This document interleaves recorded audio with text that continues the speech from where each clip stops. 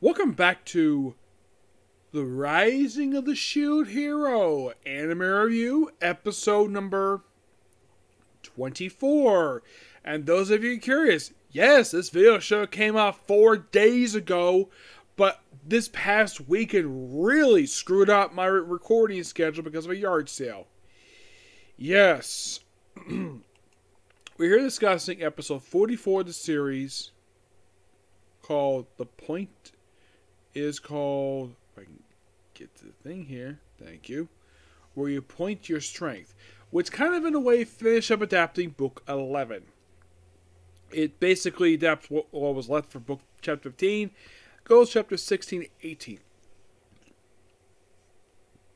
This whole episode focuses on Ren, aka the Sword Hero, where the first thing we see of him in this episode, before we get to the present stuff, we get like a flashback of like something that happened like just a couple episodes ago, like right after meet up with Witch. Yes, where she briefly was with him for a while, just running the streets of this one village. They say it in together. He wakes up next day, his equipment is gone, and she's gone too because she deemed him useless. And would she return the rest of the episode? Nope.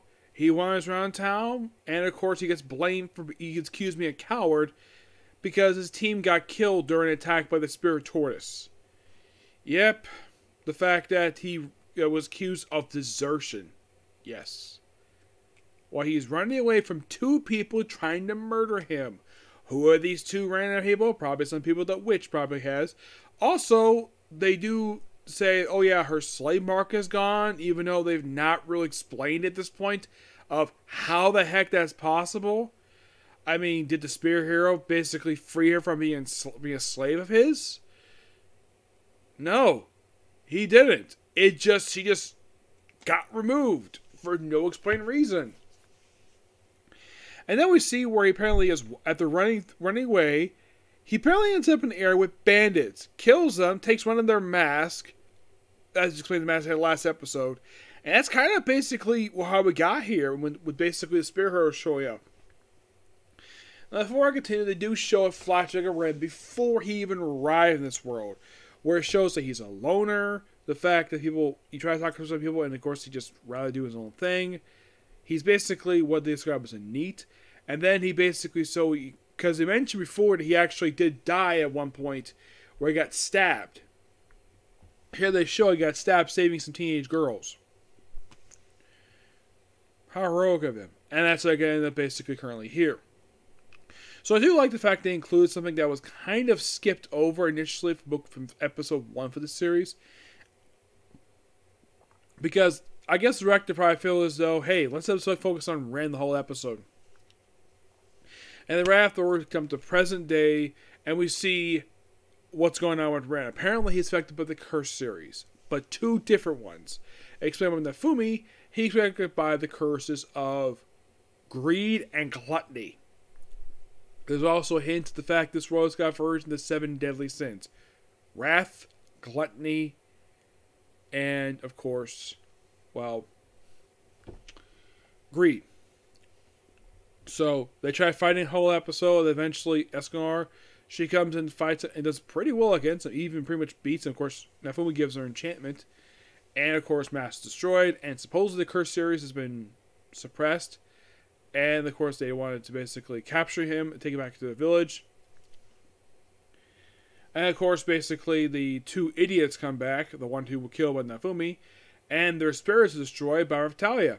After one, we get stabbed by the Spear Hero, even though that he is barely in this portion. Yeah, it's like basically they gave him more to do in the anime than they did in the actual source material, because in the source material, he's not really there a lot of the time. Here, he's here for almost the entire episode. Also, his spear looks like it's glowing. It looks like it's a hint he might be getting a Curse series, but it's not really stated if he has one. I wouldn't be surprised he's got the Curse spears of lust, given the fact he basically is lusting after a little girl. Which, yeah, all the punches he gets to the face, he deserves, because he's basically trying to seduce a little girl who's not even a year old. I'm like, what the heck is... I get the fact Philo is cute. Not to the point, basically, where a guy needs to sleep with this little girl. It's so disgusting. And the Spear Hero, like, if he did this in the real world, he'd be accused of being a pedophile. He'd be arrested immediately. And thrown in jail for being a pedophile.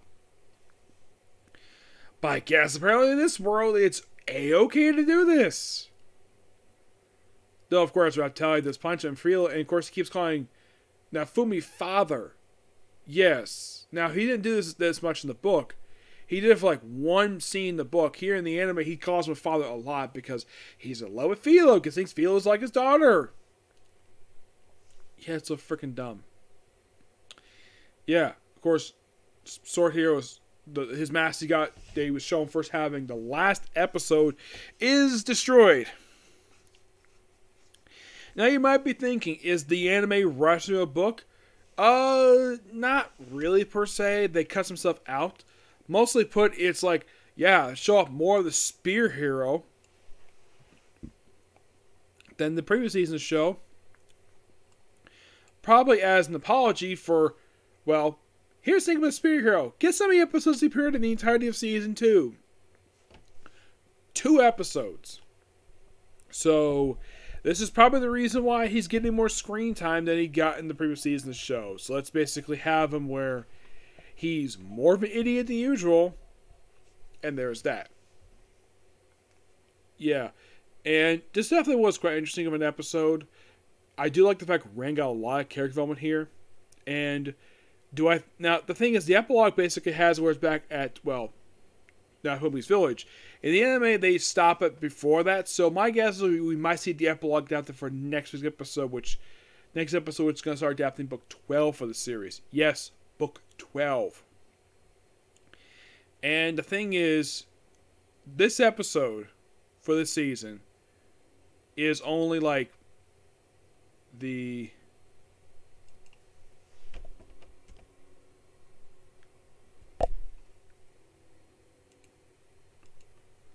Let's see.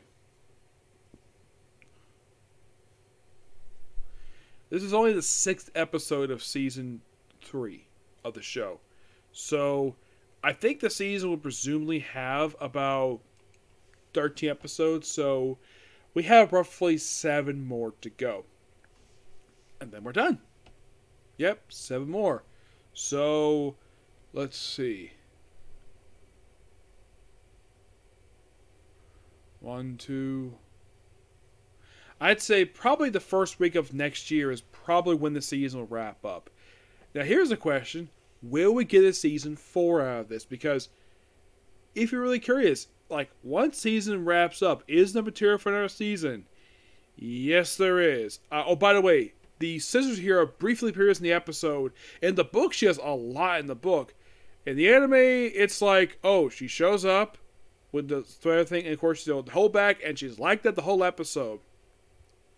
Yeah, basically the animators gave her virtually nothing to do in this episode because we gotta give all the screen time to the Spear Hero, for reasons even though that the Scissors Hero actually had something to do.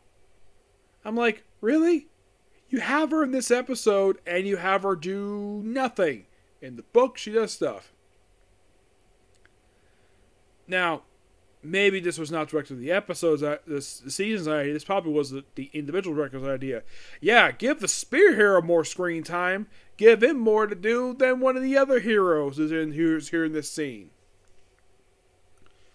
Oh, by the way, the Tiger siblings are here, where they get some dialogue, which are from the book itself. So at least, in case you're curious, though, was there anything cut from them in this episode from the book? Not really. No, the screen time was fine. Yep. Oh, Raptalia basically Philo is seen run away from Spear Hero because he's obsessed with her. Yep. So yeah, that's a particular view. Next up, Dr. Stone. Okay.